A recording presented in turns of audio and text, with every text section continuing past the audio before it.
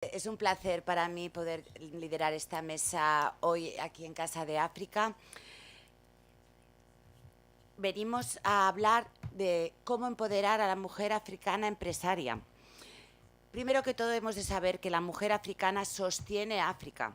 Ellas reconstruyen, luchan para salir adelante, crean mutualidades de ahorro para apoyarse en los pequeños negocios que emprenden y alza la voz para que se paren las guerras.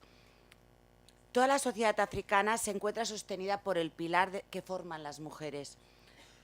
¿Qué pasaría si quitáramos este pilar? Es una de las preguntas que lanzo a la mesa. La población de África en este momento son 1.256 millones de personas, alrededor del 50% del cual son mujeres. África es el continente de las mujeres. Y el 40,2% de toda la población africana en este momento está viviendo en áreas urbanas. Hemos de tener en cuenta que en 35 años se prevé un aumento de la población africana de 1.000 millones de personas. Vuelvo a lanzar una pregunta a la mesa. ¿Cómo convertir este dividendo geográfico en un beneficio para las mujeres? Según el Mastercard Index of Women Entrepreneurs de 2018, Ghana y Uganda ocupan el top 1 y 3 respecto a las mujeres emprendedoras, con un 46,4 y un 33,8 respectivamente de mujeres propietarias de negocios. El gap de género disminuyó en 5% en los 2 últimos años. Las mujeres están transformando el presente de África y marcando el paso hacia el futuro.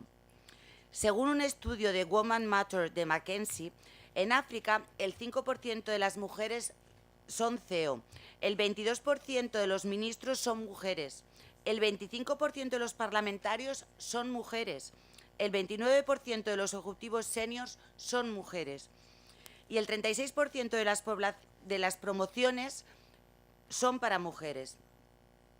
La mujer africana representa el liderazgo y debe ejercerlo con integridad.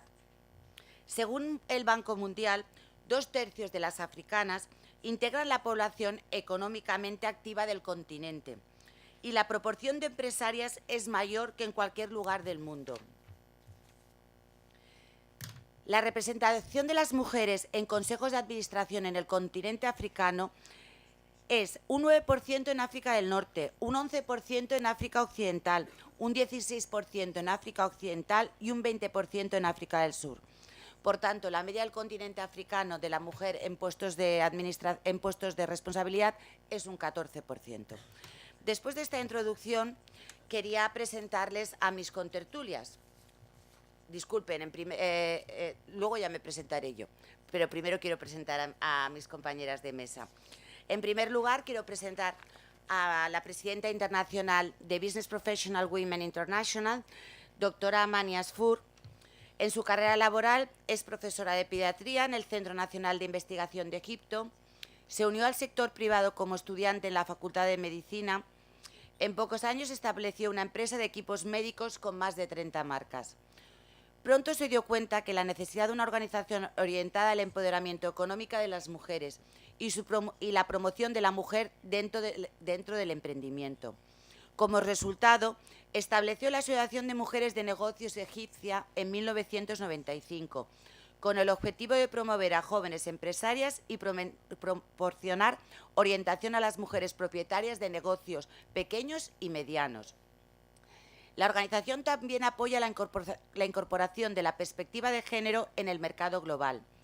Desde su creencia de que la independencia financiera para las mujeres les otorga el poder de elección, dirigió sus actividades hacia el empoderamiento económico de las mujeres, el desarrollo de las capacidades, el desarrollo de recursos humanos y el énfasis en la igualdad de oportunidades para las niñas y las mujeres para la educación, formación y promoción de la mujer en la ciencia y en la tecnología.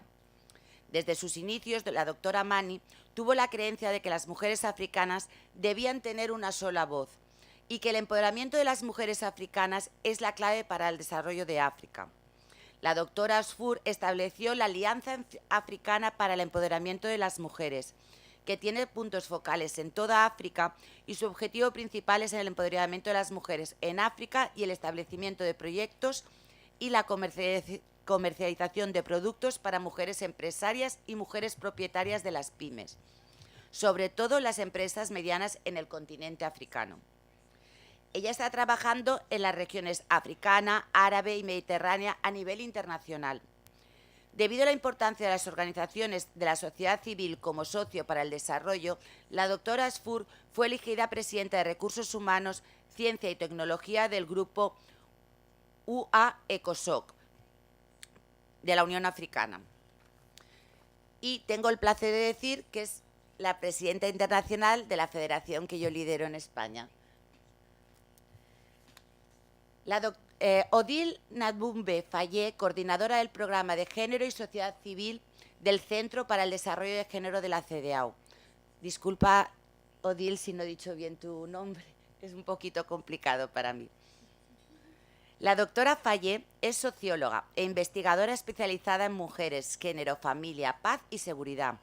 También posee un diploma superior en Ciencias de la Información y la Comunicación y un DES en Gestión de Recursos Humanos en organizaciones internacionales.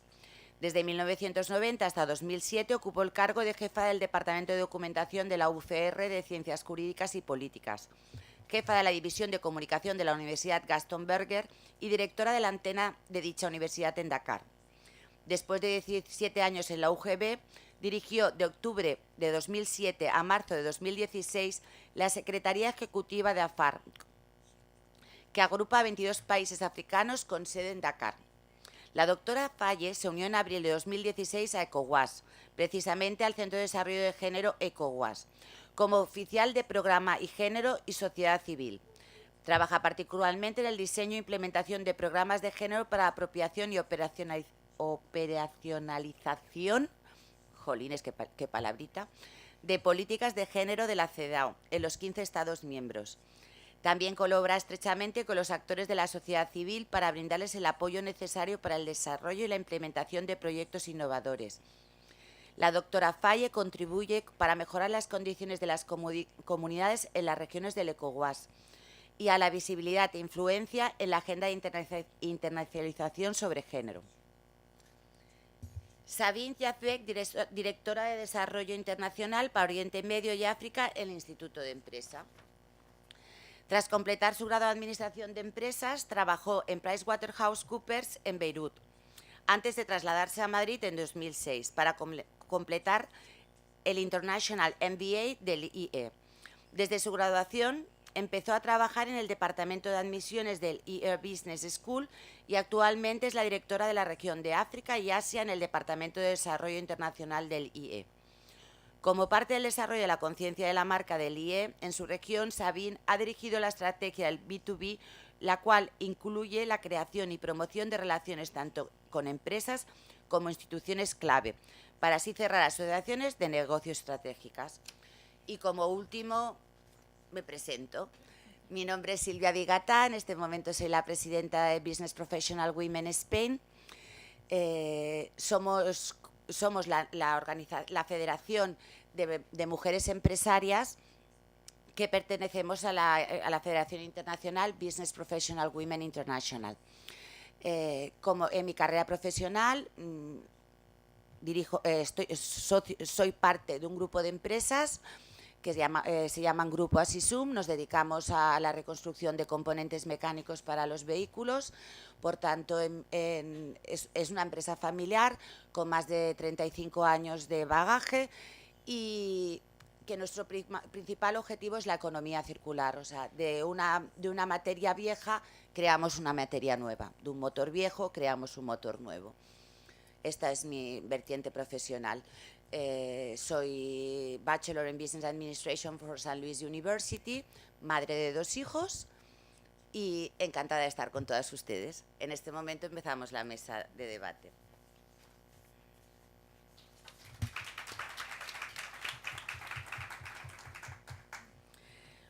Bueno, la primera palabra se la voy a dirigir a nuestra presidenta.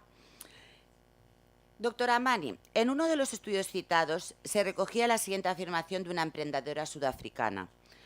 Cuando las mujeres dan un paso al frente para asumir roles importantes, los hombres dicen que sois agresivas. Sin embargo, he visto a la gente elogiar a un hombre que ha asumido retos mucho menos complejos de los que yo he asumido. ¿Qué opina al respecto? Thank you very much, Silvia. I think this is a very important question because the perception of gender equality with reference to men, it can be the same act from a man, which is very much complimented, and when the woman is making the same move, it is aggressive. So now I think it's very important to address the issue of change of mindset and the cultural attitudes that we have across all over, not only Africa, but the world. So one of the things that I have a strategy which is called the triple S. Triple S to change the mindset is about the society, the school, and the state. So if we're talking about the society, the family is the unit of the society. So if we start with the family, the parents themselves, the mother and the father, how they are treating the young boy and the young girl. If there is discrimination within the same house, then it shows how gender equality is really about. If a boy is always preferred than a girl, if he goes to education, a girl doesn't, if it's always the boy is free and the girl has to obey, that's the whole issue, the whole concept of our gender equality. If the family is complimenting all the time the boy because he's a boy and she's not complimenting the girl, so this is how we say democracy starts at home. Gender equality starts at home. So it's about how the parents are addressing, how we make more awareness among the parents, among the mother, to treat her girls and the boy equal. And that's exactly when we see how the next generation will address the act of a man and the woman equally, and not saying that she's aggressive, she's not. So this is about the society, the neighborhood. And the second thing is about the school, how the curricula at school is addressing gender equality, how the portray and the stereotypes about the job of the woman and the job of a man. The curriculum at school should be a lot of reform with reference to the school. It is time that the school, because the child, the girl, the boy, the teachers, this is how their personality is really addressed. So also the school has a role to play. The third S is the state. The state and all the government legislation and laws, and not only the laws, but the enforcement of laws. How we make sure that the laws are with gender equality, no discrimination, whether there is equal pay, whether there is women on board, whether any legislation that would eliminate any kind of discrimination of any laws within our laws. So if we start by those triple S, the school, the society, and the state, and change this mind culture, and media have a great role to play, because media is sending messages. If I find all the time stereotypes that the woman, how she is, and you're only treating her body and not treating her mind, that's a huge, huge, huge gender gap. If we're talking about STEM education, which is science, technology, engineering, mathematics, and how we really promote at some culture, they promote the man and not the girl, and they don't build the self-confidence and self-esteem in the young girls to be able to address and to excel with reference to the STEM education. This is really about the mindset. And then come to your question and answer. Now, if we address those three issues and make sure that the mindset of a man is just exactly the perception of the woman, when the woman would do a move, she will not be said aggressive. But on the contrary, she say, well, compliments just like a man. So it's only here how we make it. Thank you.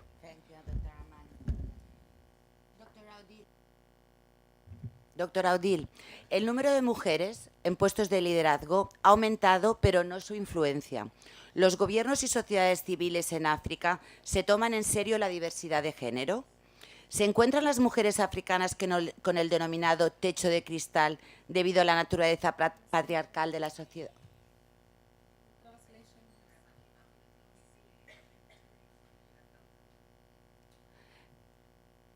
le vuelvo a plantear la segunda pregunta. ¿Se encuentran las mujeres africanas con el denominado techo de cristal debido a la naturaleza patriarcal de la sociedad?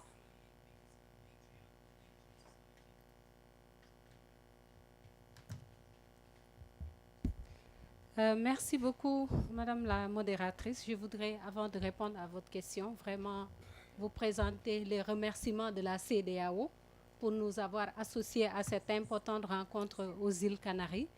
Comme vous le savez certainement, nous avons un nouveau management qui est résolument engagé sur les questions de développement et je pense que cette activité est venue à son heure. Donc, encore une fois, merci et je salue toutes mes sœurs qui sont venues de l'Afrique de l'Ouest. Vraiment, et j'espère que la prochaine fois, on aura les 15 États membres parce que nous n'avons que 10 ici alors que nous sommes 15 États membres. Merci Amany, je pense que ça aussi c'est ton rôle pour amener toutes les femmes de l'Afrique de l'Ouest à ces forums des îles Canaries. Pour répondre à votre question, je pense qu'il faut d'abord peut-être parler un peu du contexte de l'Afrique de l'Ouest. Pour dire que l'Afrique de l'Ouest est le continent, disons la région la plus jeune au monde. Nous avons 66% de jeunes qui ont un âge compris de moins de 25 ans. Ça veut dire qu'aujourd'hui, l'avenir en tout cas de l'Afrique pourrait se jouer avec l'Afrique de l'Ouest. Donc comment tirer profit de ce dividende démographique? Et nous avons parmi cette population 52% de femmes. Ça veut dire que les femmes doivent compter dans la prise de décision. Mais comme vous l'avez dit, c'est vrai qu'il y a eu quelques progrès en matière de participation à la prise de décision. En Afrique, globalement, il n'y a que 2 pays qui émergent du lot. C'est le Sénégal qui a eu une loi sur la parité avec 42% de femmes à la prise de décision dans les parlements et le Cap-Vert qui a, disons, une participation assez correcte. Et au classement mondial, le Sénégal est 6e, tandis que le Cap-Vert occupe, je pense, c'est la 76e place au niveau mondial. C'est pour dire que pour tous les autres pays, il y a un effort important à faire. Et pour celles qui sont déjà dans les instances de décision, effectivement, ce qu'on ressent, c'est qu'il y a un plafond de verre, en ce sens qu'une fois les femmes dans les prises de décision, elles ne sont pas capables d'influer le cours des choses. C'est-à-dire les transformations sociales pour lesquelles nous les avons amenées là-bas, elles prennent du temps à se réaliser. Et aujourd'hui, c'est quoi le problème? Je pense que Amany l'a dit tout à l'heure, c'est la question, les résistances culturelles. Parce que nous sommes, peut-être les femmes sont dans les prises de décision, mais une fois qu'elles sont dans leur espace privé, on leur rappelle leurs obligations familiales. C'est-à-dire qu'elles doivent jouer sur plusieurs niveaux en même temps. On est la femme parlementaire où on essaie de défendre un certain nombre de questions, mais dès qu'on retourne dans notre espace familial, on vous rappelle que vous êtes la femme soumise, vous êtes la femme mariée à un homme, vous êtes la femme qui a d'une belle famille. Voilà un peu comment la société fonctionne dans nos pays de la CEDEAO. Donc, dans ce cas d'espèce, il est extrêmement difficile de voir comment elles peuvent réellement influencer. Parce que pendant qu'au Sénégal, par exemple, elles sont dans les instances de décision, chaque jour, nous enregistrons des violences basées sur le genre, où c'est des hommes qui tuent leurs femmes, où nous enregistrons également des filles victimes de mariage d'enfants. En Afrique, aujourd'hui, le taux de mariage d'enfants est entre 52 et 76% des enfants dans l'Afrique de l'Ouest. Ça veut dire que c'est assez critique, c'est assez crucial. Comment on peut continuer à marier nos enfants alors qu'on aurait pu tirer profit de ce dividende démographique? Donc je pense que c'est autant de questions aujourd'hui qui interpellent et qui interpellent non seulement les femmes, mais également la société.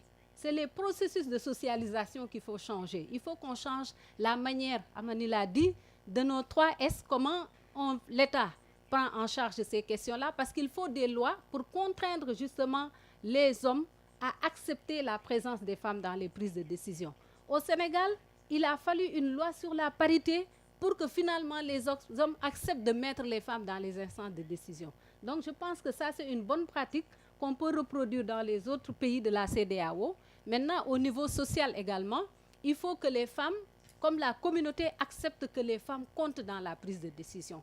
Parce que tant que nous serons considérés comme des femmes, disons, reléguées au second plan, on ne pourra pas malheureusement changer nos sociétés. Je ne sais pas si c'est un peu la question que vous avez adressée. En tout cas, ce serait vraiment pour vous expliquer que les contraintes sont là et il faudrait qu'on les change. Merci. Muchas gracias, sí, correcto.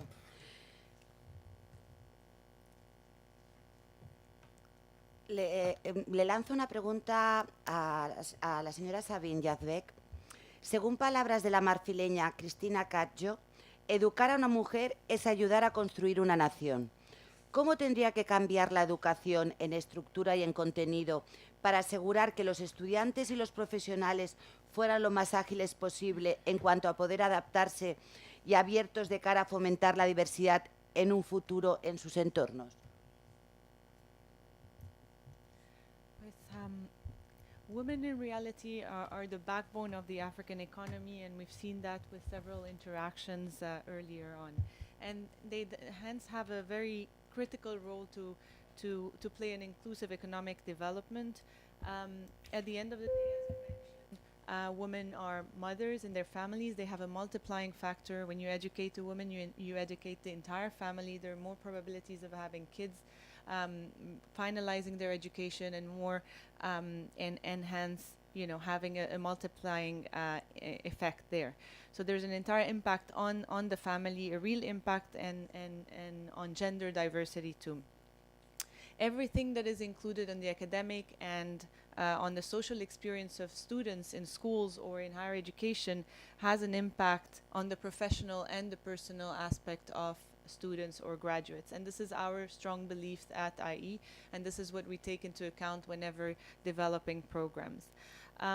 We've also seen that there are a lot of institutions, NGOs, international organizations focusing on supporting women in rural areas or women at their early stages of their startups. However, the big challenge for them is ensuring the survival or even growing the startup. Their own startup. In sub-Saharan Africa, you have the highest discontinuance rate due to lack of finance, as you know, the unprofitability, or the lack of access to technology, which is crucial nowadays. We at IE, we focus on women that are prepared, that are looking for a global boost in their own startups or in their own careers, and we basically train women with the hope that they will get to a point where they will also help other women unleashing their own potential. We actually have a huge initiative called Women Pass It On, which basically focuses on that, on telling the real stories that women are going through, and hence also helping other women in the future. So creating this mentoring or this community aspects. All our programs that we offer at IE are not only catered to women but also to men, as they're important allies in promoting women's entrepreneurship. As we said earlier, Africa has a very high rate of women CEO, so it actually rates second after the US. But how much are we aware of these success stories? How much are we communicating those success stories? So I'll leave it with this question. Muchas gracias. Thank you. Doctora Amany, ¿qué opina del sistema de cuotas en el mundo empresarial? Business Professional Women Europe está liderando en este momento la campaña Women on Board y ha pedido a todos los gobiernos que apoyen la paridad en los consejos de administración de las empresas que cotizan en bolsa. Esta ley se firmará el 7 de diciembre, si así lo consideran nuestros consejeros, por supuesto. ¿Qué opina, doctora Amany? Thank you very much, Silvia. This is a very important thing because one of the advocacy pillars and task forces I have put across the whole world is women on board. And I know Europe is doing a great with reference to women on board. When it comes to quota, some people, it's a long debate. Some women will say, no, we don't need a quota because we are already qualified, we are already empowered, we don't want to have a positive discrimination. But I am pro quota. Why? Because positive discrimination, at some point, it has to be done to make the culture of real presence, our presence within the boards. 29 countries in the world have already put the quota system. A country, for instance, like United Arab Emirates, by law, all the corporates have at least 30% of women on the executive high level on boards. It's always very important to understand that quotas are important because we are not yet equal. When we are equal, then we can see that we can really remove a quota. I once asked about the difference between equality and equity. So I was given this response. When we have two children, one comes from a background in his house, he has a computer, he has a support system, he has all the facilities. And another boy in his house, he doesn't have a computer. So when they come to the exam, they have equal opportunities. The same questions in the exam, the same time in the exam, but they are not the same background.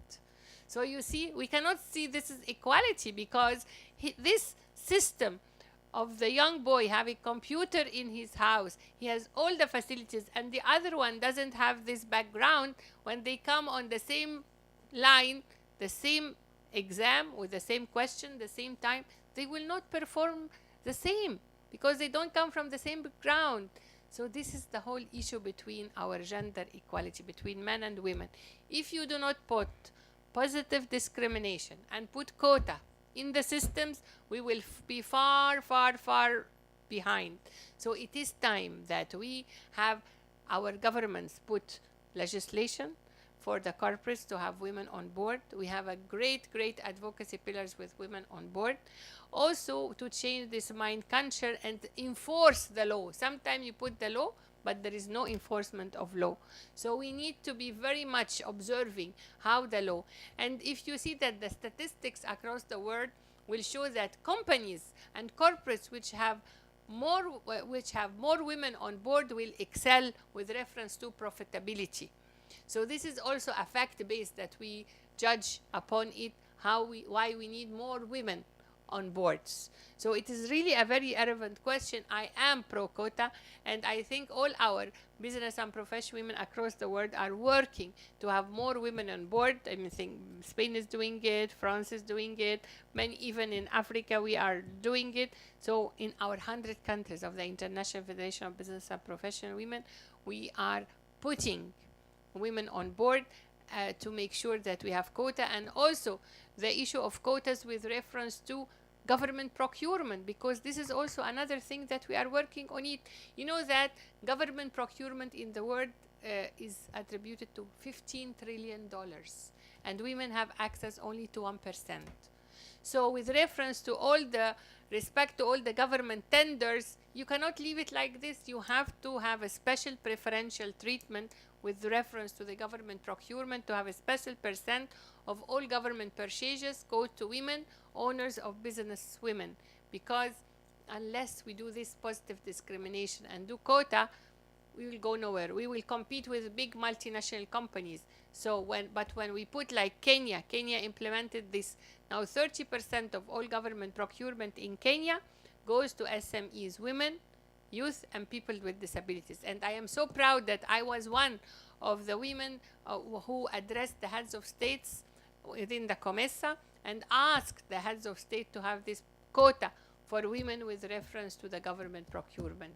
And I'm happy that Kenyatta, President of Kenya, have already did this. So it's very important among all our women in Africa and the world to make sure that we advocate for quotas for politics, quota for economic and corporates, and quota for our government procurement. Thank you.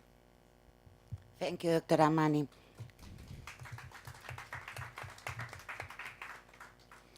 Doctora Odile, hay un dicho en Nigeria que dice, si capacitas a una mujer, capacitas a una sociedad. ¿Cree usted que los problemas de las mujeres africanas se pueden solucionar con la educación para las mujeres, sobre todo en tecnología y en ICT? Oui, je suis entièrement d'accord que l'éducation des femmes est la clé. Et nous avons l'habitude de dire que c'est la mère de tous les droits. C'est-à-dire, si vous réclamez des droits sans avoir au départ réclamé le droit à l'éducation, vous n'avez pas le soubassement, le fondement solide pour pouvoir porter le reste. Et cela est tellement important que quand vous adressez les questions économiques, on a supposé qu'on calcule par exemple le coût de l'ignorance dans nos pays. Là où vous avez 52% de la population, à supposer que ces 52% ne savent rien du tout. Comment vous pouvez avoir des politiques de développement qui intègrent en tout cas l'ensemble des parties prenantes en laissant un rate de 52%? Et cela, à la limite, c'est très problématique. Ça veut dire que l'éducation des femmes n'est plus un luxe, mais c'est un enjeu de développement. On ne peut plus se contenter de dire oui, alphabétisation, renforcement de capacité, il faut des programmes bien ciblés pour les femmes, pour avancer au même rythme que les hommes. Parce qu'en fait, quand vous éduquez une femme, c'est vrai que vous éduquez une société, mais moi j'ajouterais que vous éduquez même le futur président de la République et l'ensemble des décideurs. C'est les femmes qui éduquent, aussi bien dans l'espace familial que même dans l'espace public. Parce que dès que les enfants reviennent de l'école, c'est les mamans qui sont là à surveiller les devoirs, à donner des instructions aux enfants, faites ceci, faites cela.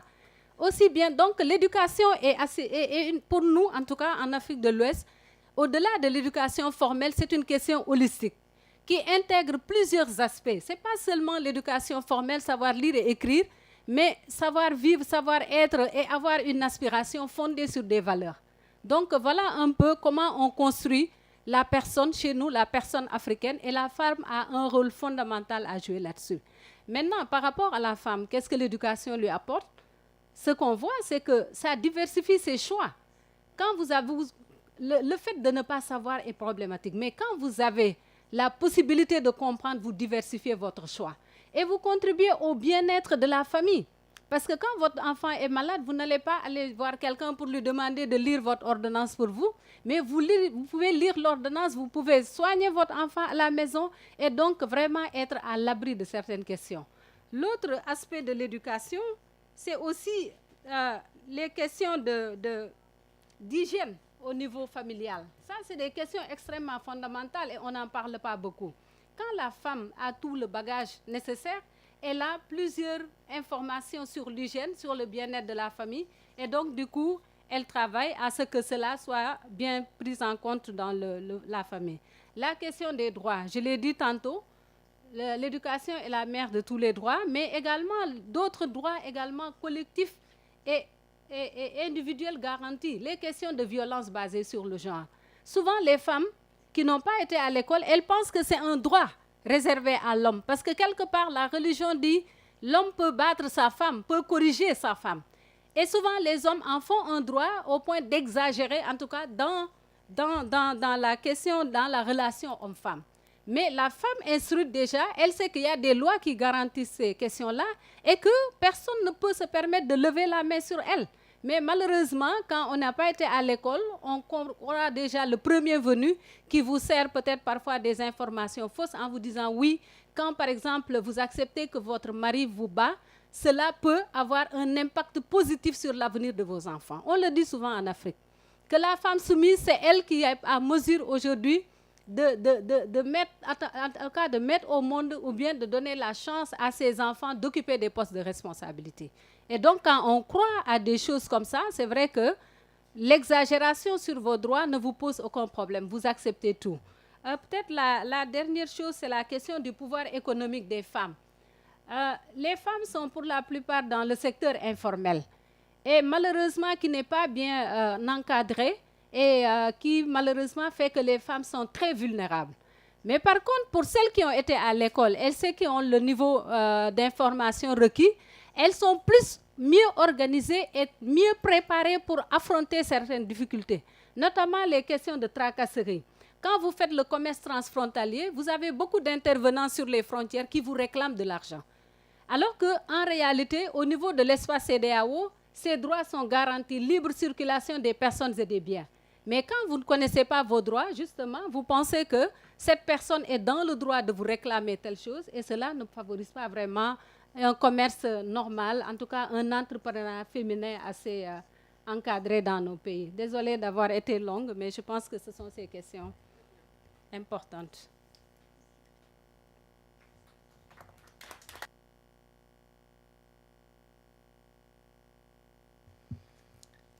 Sabine, la educación es el mejor camino para salir de la pobreza y la tecnología puede ser una gran ayuda para la educación. Según UNICEF, la tecnología digital puede cambiar la situación de los niños y niñas que han quedado atrás al conectarlos a un mundo de oportunidades. ¿Qué opinas al respecto? Education gives you the option to change society, to change people, to change entire communities or entire nations. It's definitely a key for the economic growth, as we mentioned, and hence a big factor in solving poverty issue. Not the only one, but a key one. As we mentioned, educating women has a multiplying factor. It affects the image that the role of women, the image of the role of women in the society, but it's also very important to implement policies in the education system. So I think there we need to have various players in implementing various policies in order for this to work or have an impact. Technology allows us to be more agile and move faster. It has had effects of leapfrogging in various sectors, as we've seen, and definitely also in education. The use of technology, starting with schools, is quite important and crucial for many reasons. It will create more jobs and boost earnings, according to the African Development Bank. Internet access, in case internet access reaches the same level of penetration as mobile phone, it will have a key impact. It could be a game changer for income inequality gap on the continent. E-learning is growing in Africa, as you know, due to its affordability, its accessibility. It will also solve the lack of quality education, because it will not only allow for training, but also training teachers. The question nowadays is not access to education, is access to quality education. There's a huge digital revolution, as you know. Mobile phone users increased to a point where mobile phone owners are higher than the US and EU combined. Costs are falling, and rural areas will soon be reachable. Mobile learning is now the thing that we talk about. Mobile learning is boundless, and it will revolutionize the education systems. In reality, at IE, we want to get African women out of the continent, having them exchange with women in other continents, and have this exchange global. We have various barriers to education in Africa, such as access to education, social norms, delivering quality education, as this requires a system to train teachers. Improvements have been made, however, there's still a long way to go there, and we all need to act together to have an impact. Thank you. Thank you. Doctora Amany, según la Organización Mundial del Trabajo, las mujeres ganan de promedio un 77% de lo que cobran los hombres. Y la igualdad salarial entre los sexos no se alcanzará hasta dentro al menos de 70 años. ¿Qué opina al respecto, doctora Amany? Well, Silvia, I think all of us think that this is violation of the United Nations CEDEAO, which is the Convention of Elimination of any forms of discrimination against women. That's number one. And it's also against the Sustainable Development Goals of gender equality and women empowerment, and with the SDGs of reduced inequalities. If we're talking about equal pay, it's a huge, huge, huge problem. Maybe not in Africa, because in Africa we have equal pay, and that's a fantastic opportunity that we have in Africa. But within the BPW International, I have set up the task force for equal pay, because I know it's a huge problem. Women are earning less than 30%. So now this has to be addressed by two issues. The law, as we always say, the legislation, and the enforcement of law, and the change for the whole structure. I call it the iceberg. You know, if you have an iceberg and you see the patriarchy and the hierarchical structure. The iceberg, you only see the top of the iceberg.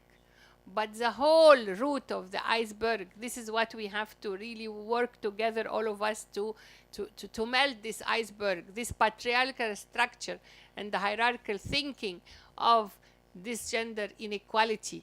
We have to work together to shake the iceberg from the roots, because if you chip only the top of the iceberg above the sea, you will not change anything. But the real change is to go down the roots of our culture, the roots of our mindset, the roots of our children, of how they are thinking, how the corporate law are doing with reference to how can a woman earn more than 30% than a man. this is really, really, really gender inequality. So if we're talking about how we can address this, it's all above all what we said before. The law, the state has to be very, very serious about it. The enforcement of law, sanctions against corporates, and now it's one of the things that many courts have really made sure that the payroll is visible for all the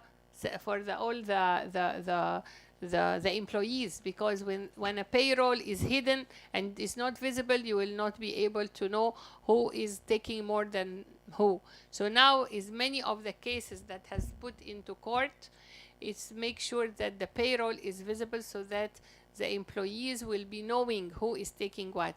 And another thing that one of the advocacy, I think now in one of European countries, it's already passed by law. I think Ireland or Iceland, I think they just passed the law already that it has to be equal pay with reference to all the corporates.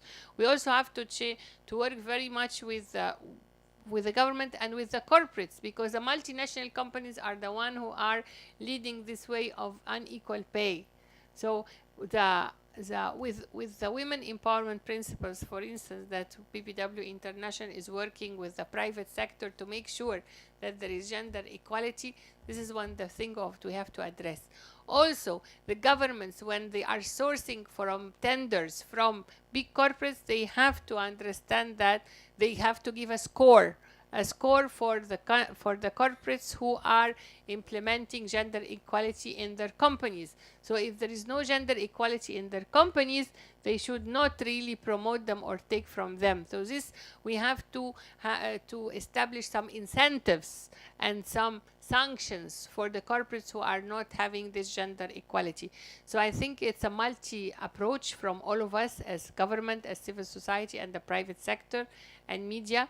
It's very important that we all work together on the roots of this iceberg to shake it, on the promotion of the corporates which are having gender equality, and I think now there is a lot of awards to the corporates that are having gender equality, and with the governments to lobby and advocate with them to make sure that there is a real equal pay and not a lip service, because many governments are putting on lip service.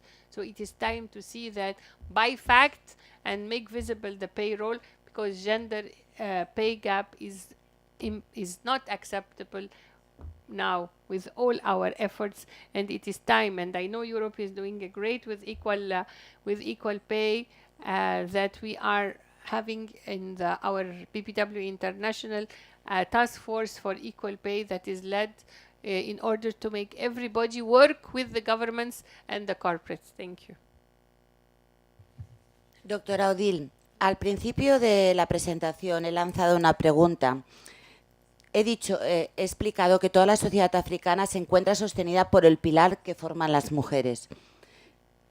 En caso de quitar el apoyo, ¿cuál sería el resultado? ¿Y cómo podemos las mujeres reforzar esos pilares? Gracias.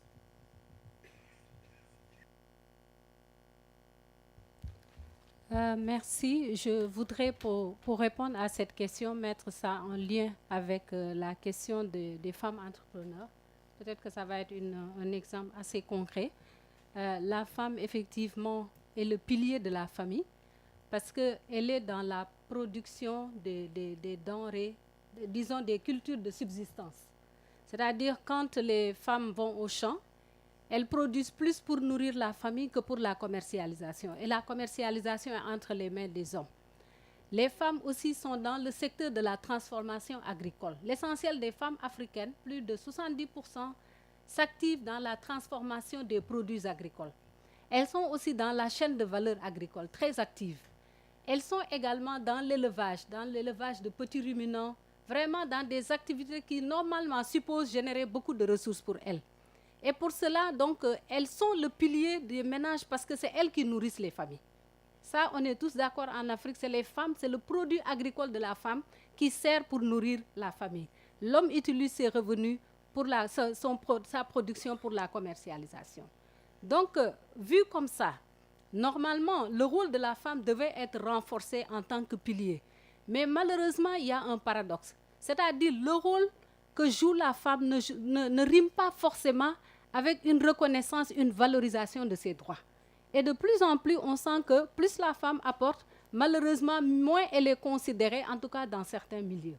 Et je pense que peut-être ce qu'il faudrait mettre en exergue et comprendre de façon générale, c'est que si nous voulons penser la question de la femme en la mettant dans un secteur formel organisé, nous allons biaiser la réflexion. Parce que simplement, l'essentiel des femmes se trouve dans des circuits non formels. C'est-à-dire elles sont pratiquement dans le circuit informel. Comment justement renforcer leur position dans le circuit informel pour qu'elles continuent non seulement à répondre aux besoins de la femme, des familles, mais également qu'elles puissent être autonomes. Moi, je pense que de ce point de vue, il faut déjà créer des passerelles, comme on le dit. Il faut des passerelles pour réconcilier la vie familiale et ce qu'elles ont choisi de faire. Par exemple, dans le secteur de la commercialisation, comment on peut créer des passerelles pour que la femme, qu'elle ne renonce pas à son rôle de mère, parce que c'est un rôle quand même que nous acceptons, mais qu'elle puisse concilier ce rôle de mère à d'autres activités qui pourraient générer des revenus et être profitables pour elle. Et ce que nous avons fait au niveau de la CEDEAO, nous avons un projet qui s'appelle 50 Million Women Speak Platform. C'est un projet qui essaie de rassembler 50 millions de femmes en Afrique. Et la CEDEAO gère le côté Afrique de l'Ouest avec un financement de la BAD, c'est-à-dire comment on va interconnecter les femmes entrepreneurs à partir seulement du téléphone portable. Parce que nous savons que pour l'essentiel, les femmes, malgré les situations économiques très difficiles, elles arrivent à avoir un téléphone portable. Et nous nous sommes dit, si on encadre à partir du téléphone portable, elles ont accès à toutes les informations commerciales, elles peuvent être interconnectées aux autres organisations de femmes sans pour autant avoir à quitter leur zone, sans pour autant à quitter leur maison. Parce que la difficulté majeure de la femme, c'est sa mobilité. C'est de pouvoir sortir et aller faire une activité sans que le mari n'ait à lui reprocher quoi que ce soit. Souvent, c'est des femmes qui sont dans des ménages polygames où vous faites la cuisine à tour de rôle, donc vous ne pouvez pas vous défaire de cette obligation et partir pour un commerce qui va peut-être vous amener dans la sous-région. Donc nous avons pensé qu'il faut renforcer les femmes à partir de l'outil Internet. Et ça me permet de répondre à votre question tout à l'heure parce que vous me l'avez posée. Et aujourd'hui, la connexion est en train d'être établie. Et in fine, qu'est-ce qui va se passer? La femme du Sénégal pourra travailler avec la femme de Nairobi, du Kenya, la femme de je ne sais où, partout dans le continent africain, même sans se connaître, et ils pourront échanger et pouvoir même établir des relations commerciales. Donc voilà un peu l'idée. Et je pense que si on veut que la femme reste le pilier de la famille, il faut qu'on joue sur deux tableaux. Le premier tableau, c'est la sphère familiale. Comment consolider son rôle dans la sphère familiale sans pour autant avoir à violer ses droits, mais aussi comment renforcer son rôle dans la société pour qu'elle continue à servir également d'actrice économique. Donc voilà un peu ce que je voulais dire pour répondre à cette question. Et la CEDEAO, en tout cas, a beaucoup de programmes que je pourrais partager avec vous sur ces questions-là. Merci.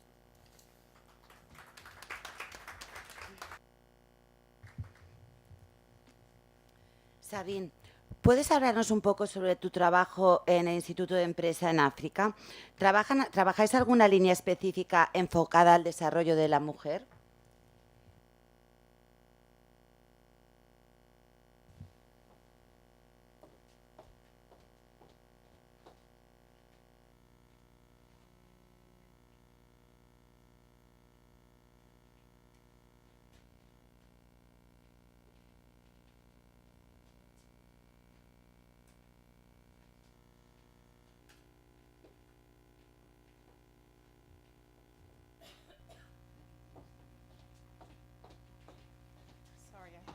Slides just to make things a bit more visual with all our work in Africa.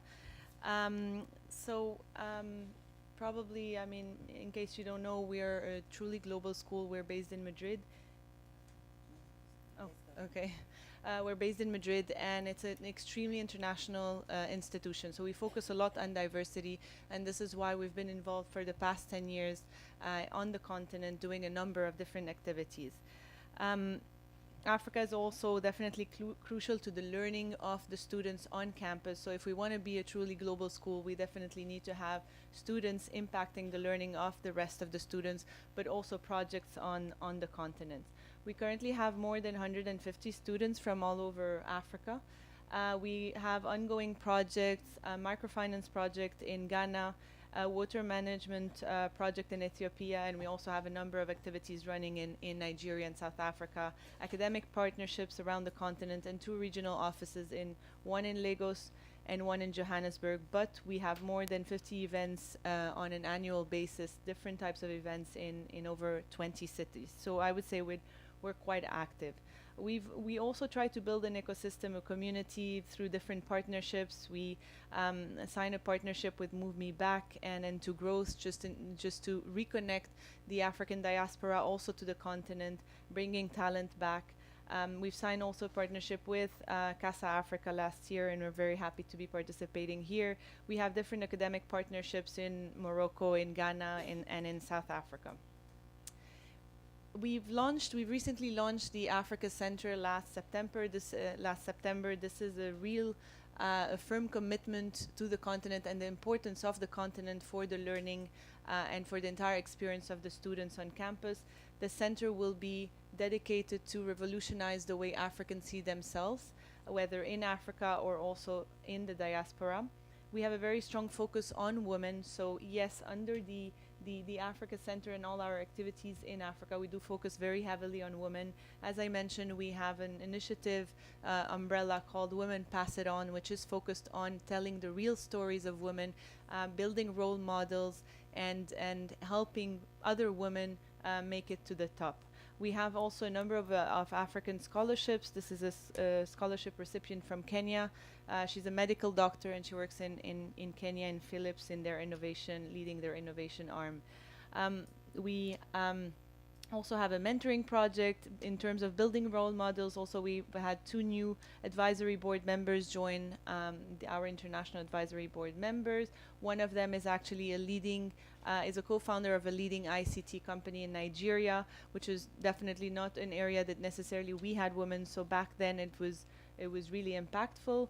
We run a women executive program. I'm actually very thrilled to hear, Amany, about the interest in women on boards, because we actually run a program called Women on Boards with the largest women organization in Nigeria. I'm not sure if we have someone from Nigeria, but you probably know WIMBIZ. So we've been running this program for a number of years, and we've had 20 women come almost every year, just in order to boost and let's say increase the number of women on boards in Nigeria. And we're looking at actually making this program more Pan-African. And we also do a number of events where we bring, successful businesswomen or entrepreneurs to share their stories with the community on the continent. I have a little video of 2 minutes. I'm not sure if we have time or... Should I? So this is basically a mentoring program that we ran a number of years ago. It was actually presented in Casa Africa, and it was with the support of the IAC. And we brought 15 women from 15 different African countries, women entrepreneurs. They had a sort of a mini MBA at IE, and then we had our students going and helping them implement a number of things locally in different markets. So I just wanted to show you their testimonials. The strategy behind this program is really to empower women who are leading business in Africa. Being in the training at IE, I had to think more about what is it I'm doing here? What's the plan? What are the steps to get where I want to go? It's a good impact. I'm connected to the world. It has really, really affected my life. I made a lot of networks. I made a lot of friends. I learned a lot. I saw some other women that were worse off than I was. I mean, if you're in a tough situation, you always think that life is bad for me, and you never think that somebody else is actually surviving harsher terrain. And I realized that I was luckier. In Africa, women used to just take care of children, and men go out there and work for them, and they wait for their money from their husbands and everything. But now they're able to do that themselves. If you fight and you believe in what you are doing in your own country, you can be successful and recognized at the international level. From the mentoring, the training by IE, thanks to that, I won the Cartier Women Initiative Award for Africa. And now putting the label awarded by Cartier Women Initiative and Cartier Foundation on the products, I have a lot of contacts. So it has changed a lot. This program has helped me a lot. The objective was to see the women that led their business already and make sure that we amplify those and to make sure that it has a direct impact on the economic growth of the country and the development of the country, sustainability of peace. For them, it's normal. It's normal the work they do, but it's not normal at all. It's outstanding what they do for themselves, their families, their communities, and that empowerment is, I think, what we can convey best. Marcela did a lot. She showed me how to structure my business plan, and she was explaining each point of it, and she was always there whenever I needed her. I really connected with the women to the point that one of them was pregnant at the time I went to Rwanda, and she named her daughter, one of her names is actually Marcela. And they look alike. She's as pretty as Marcela. Marcela is a very good person. I think they have helped me more than I have helped them. All I know is that I'm a better person, I'm a better business owner, I'm a better entrepreneur because of this exercise. I know now what the pieces are, what I should be presenting, what is it I want to say, what is it I'm trying to convey, and what's the best way to convey what I'm feeling inside. So that's, that's some of what I got from IE.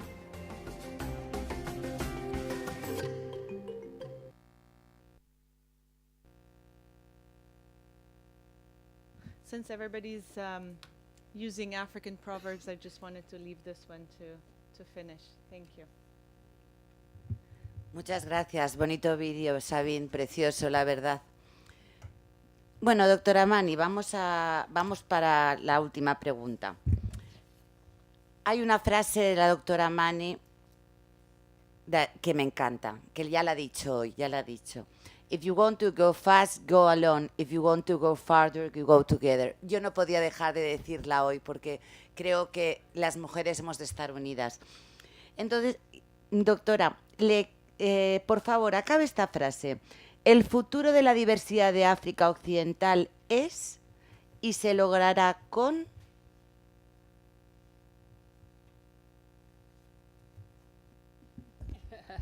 Thank you, Silvia. I think our unity is our strength. Very important, because if we, as I mentioned, if you want to go fast, you go alone. But if you want to go far, we go together. That's why BPW International, it's about our unity. It's about our diversity. It's about our richness. That's why if we talk about the future of diversity in West Africa and everywhere, it's mandatory. And it will be achieved with our unity. That's how I fill the blanks. But I want also to share with you, with reference to what we are doing in BPW International, to make sure for our unity, to make sure for our advocacy. So can I just share with you some slides about what we are doing at BPW International, so you understand the full potential of our unity? Yeah, of course.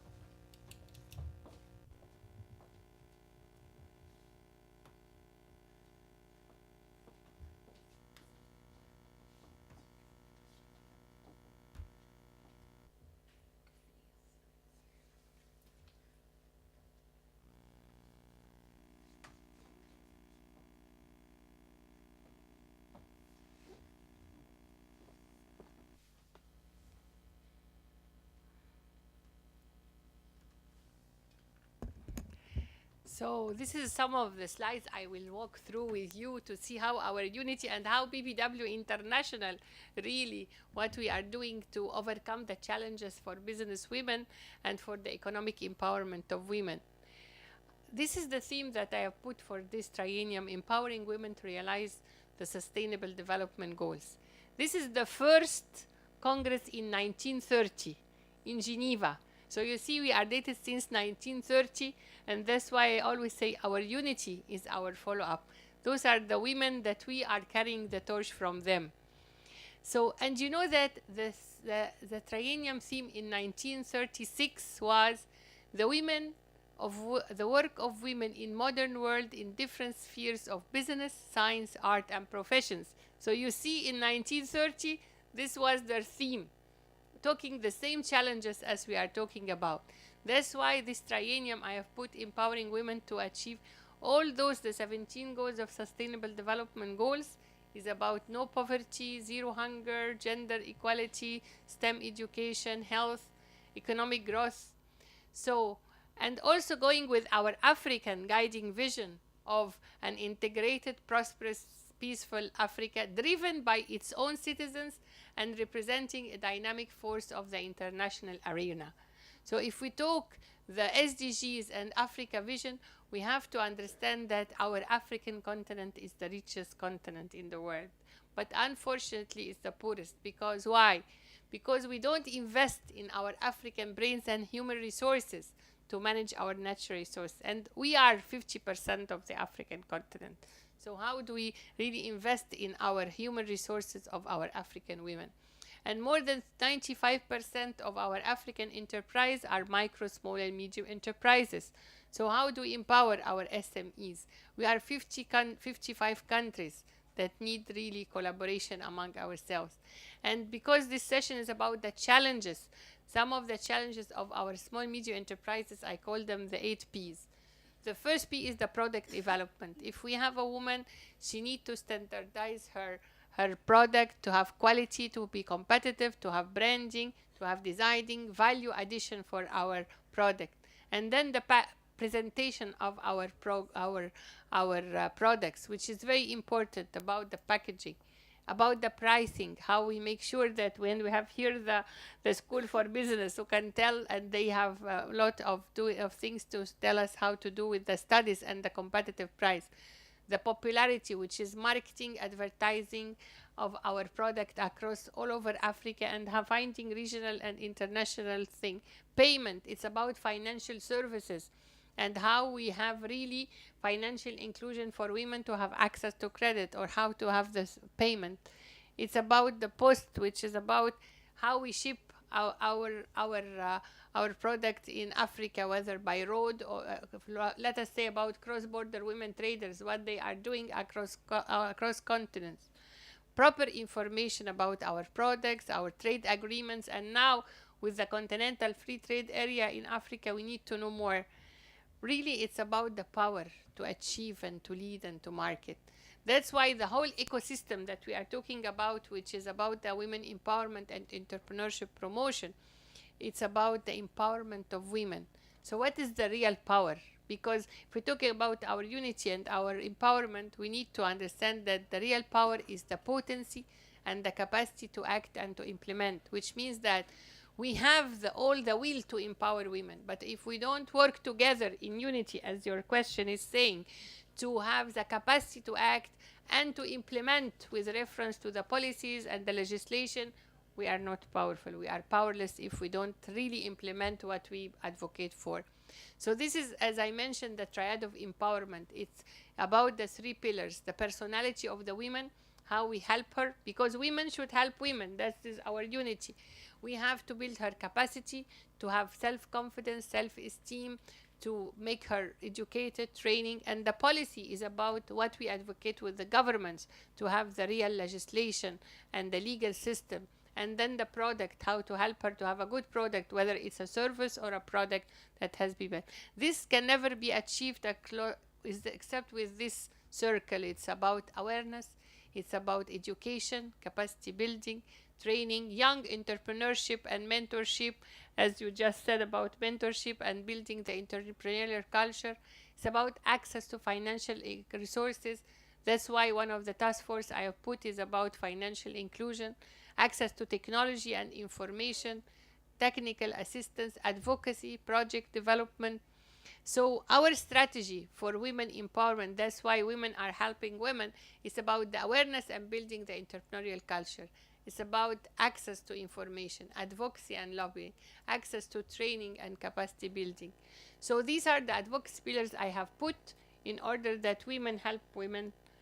It's about women entrepreneurship, women in trade and access to market, women on board, women financial inclusion, women equal pay, women in STEM education, women in digital economy and ICT, like you have been saying, Sabine, about the digital gap, women empowerment principles, government and corporate procurement policies. So these are the advocacy pillars that BPW International are working on it, and that's why we women are helping other women through our unity.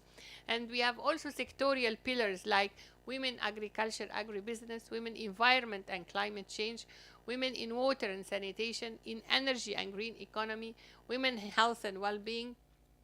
So in order to achieve this, we have to work with the government, the private sector, the academia, the media, and of course us as a civil society organization. So if we're talking about awareness and building the entrepreneurial culture and mentorship programs, this is STEM education, for instance, to promote young girls in science, technology, engineering, mathematics. You see those young girls, that's happening in Italy, with all the young girls putting STEM on their t-shirts in order to promote STEM education. Young women as job creators, this is an Egyptian business and professional women in Egypt that are already implemented. We go to the universities and to talk to girls and bring role models for them to promote the entrepreneurial cultures and business ideas in the universities. This is what I shared with you, the triple S of the change the mindset and about the society, starting with family and the school, about STEM and about the state. And then we have to lobby. Very important. This, what we are talking now, is about lobbying and advocacy. With, for instance, the minister was here. It's all about us as women, how to advocate and approach the heads of states, the policy organs. This I was addressing the heads of states, where I managed to change this the government procurement, which Kenya has now put 30%. So it's very. This is during the COMESA summit. This was our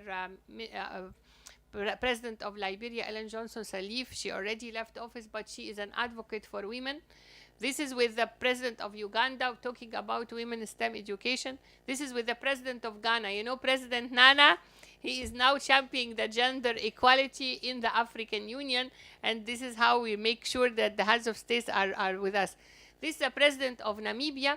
We already gave him the Africa Gender Award because the score of Namibia, with reference to many things, having women empowerment. This was the President of Mauritius. She was a woman. She left office already, and she is a laureate for L'Oreal as an entrepreneur in medical herbs, in medical extracts. So for us, as we mentioned, the government and corporate procurement policy is very important, and financial inclusion for women and youth. This, you know, Ban Ki-moon said you cannot play with half the team. So all of us, half the team has to be playing. This is also one of the initiatives we're doing at BPW International Global She Trades with ICT, the International Trade Center in Geneva, where we empower women to have access to big corporates. This also we have women from Uganda with us in Liverpool last time. This is how we advocate during the Commission of Status of Women in United Nations, with these 5 ministers of gender with us from Malawi, from Liberia, from Egypt, and the private sector, talking about government and corporate procurement policy. Corporate procurement. This is one thing we are working on it, to make agreements with big corporates in order to source from women vendors. You know that Procter & Gamble alone have $100 million outside USA to source from women vendors. So it's a huge opportunity for us to train our women to meet the standards. One of the things that we, in collaboration with COMESA Business Council, because I also chair the COMESA Business Council, we trained 480 small and medium enterprises, half of it for women, to meet the standards of big corporates. And during the African Union Summit, because we are talking about women empowering women, one young girl, she just raised her voice when I was talking. She says, I am one of your beneficiaries. You taught me how to package dried fish. And now she is supplying to Nakomat, which is the biggest supermarket in East Africa. So her product is on the shelf of the supermarkets. So you see how our unity and our real empowerment would affect the impact on the daily life of the women. Those are for the corporate procurement. This is in Madagascar. My sister from Madagascar was with me yesterday in Zambia. We helped women in Madagascar also to meet the standards. This is in the Darfur in Sudan. And so training and capacity building also in agriculture. This is in the south of Egypt, where we train the women. You know, this is the dried tomato with my sister of BPW Sudan. Now she is the Africa Region Coordinator. We help the community to have this dried tomato, and we are exporting this dried tomato to many of Mediterranean. So maybe in Spain, you know, dried tomato. This is part of what we do in the south of Egypt. So in science and technology also, it's very important for green economy. Business and professional women in Egypt, we have developed this solar dryer with the National Research Center of Egypt. This solar dryer can dry up to 100 kilograms of tomato and fruits for our women in Africa. So it's very important. And this is a recycled solar dryer. So we're doing green energy that can dry 5 kilograms of tomato and fruits.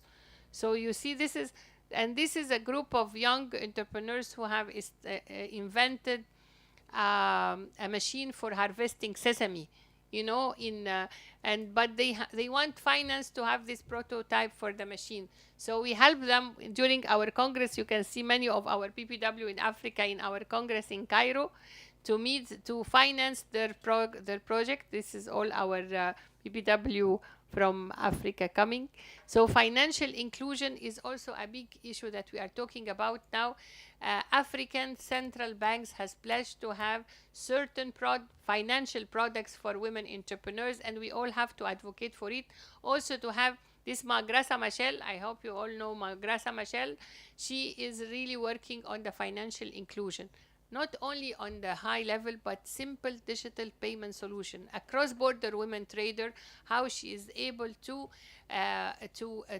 pay through her mobile phone from one country to the other. That's why we are lobbying with the central banks, with the governments, with the telecommunication companies for interoperability between countries, because we should not leave any woman behind, even our young women on the cross-border traders.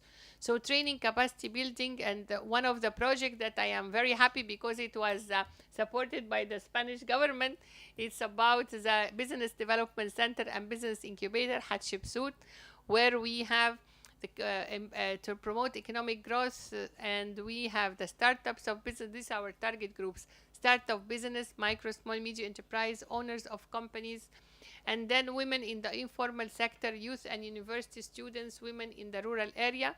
So we train our women, we give them a space. You see this training of the women. We train 650 young girls every year.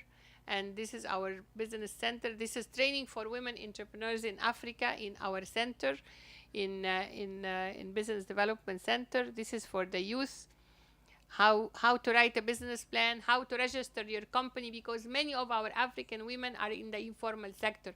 So it's about training how to register their company, training about trade agreements, about marketing and marketing strategies. This is a business incubator where the youth, we host them from 12 to 18 months until they register their company, then they graduate. So we give them premises for the company, we give them services referred to the legal issue, related to the information, related to the business development and value addition, related to finance. And so this is our young that we already helped to start their businesses. And this is actually in South Sudan, in Juba, with our BPW. This is in Ethiopia. So, and we also strengthen with the UN agencies like International Trade Center, UN Women, UNIDO, UNFPA, UNITAR, European Union, Union for Mediterranean. I think Casa Africa will be now part of our collaborators, so it's very important. Thanks for Casa Africa for this. Yes, it will be one of our collaborators coming together. So this is really about the empowerment, education, entrepreneurship, employment. So I think coming from here, we have to see how we advocate for the policy to have personal empowerment programs, to promote business development centers and business incubators across our whole African continent, and to promote the transfer of technology and the mapping exercise of what we have. I think also one of the things with Casa Africa is the building capacity of our women entrepreneurs and promoting and partnering with the corporate procurement, and to have these partnerships and programs for mentorship. I hope you can also collaborate with BPW International and all of us to have these mentorship programs and promote the financial inclusion. This is one of the things we did for private sector for Made in Africa campaign to promote our African products. So on the whole, why are we empowering women? Why economic empowerment of women? To achieve financial independence. Why? To have the power of choice and voice. When we have the financial independence, as BPW International are promoting for economic, we will have our financial independence, to have our power of choice and voice. So our logo is about economic empowerment of women. Our slogan is financial independence to give you the power of choice and voice. Our message is young women entrepreneurship promotion. And because of Egypt, I mentioned the Business Development Center. We call her Hatshepsut Women Business Development Center. Why? Because Hatshepsut was a queen that was empowered thousands of years ago. She was called the big trader. She was the first woman registered businesswoman in history. She made trade between Egypt and the Horn of Africa. And at her age, it was called the golden age of Egypt. So you see, women were empowered thousands of years ago. And that's why I always say that we have to carry on, either from Hatshepsut or from Dr. Lena Medicine Phillips, our founder of BPW International, coming to today with partnership, because also Sustainable Development Goals number 17 is about partnership. So just sharing with you this. Thank you for sharing this fantastic BPW with you. Doctora Sabine, como punto final, por favor, complete también usted la frase: el futuro de la diversidad de África es y se logrará con...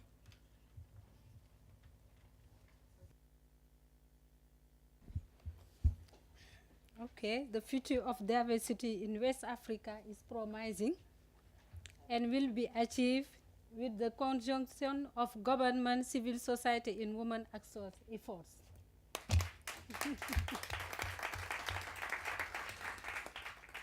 Y Sabine, la misma pregunta para ti.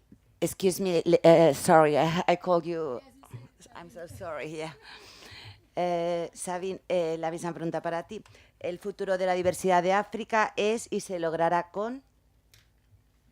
I mean, I think it sort of summarizes everything we've been saying. I think we have to not only think of where we want to go, where we are today, where we came from, because I keep on hearing where we want to get, but I wonder how much we've hemos logrado, how much we've achieved in so many years, no? Looking at the past, and definitely unanimity, working all together, all the different actors, we definitely need to work together towards that. Thanks. Thank you very much. Y conclusiones finales, pues los retos del siglo XXI para la mujer africana y para la sociedad en general, a mi punto de ver, son un crecimiento inclusivo, seguridad alimentaria, dividendo geográfico, aprovechar esa gran número de personas que sois en África. No podéis permitir que se os apropien de vuestros procesos y de vuestros recursos. Relaciones justas y equilibradas con Occidente.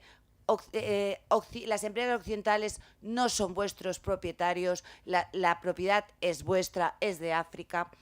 Aumentar la cuota de mujeres en puestos de decisión política y económica, crear empleo para las mujeres y para los jóvenes, porque los jóvenes y las chicas jóvenes son el futuro de África. Y sobre todo, una educación de calidad en casa, en las escuelas, en todas partes. Eso es todo. Muchas gracias por estar con nosotras.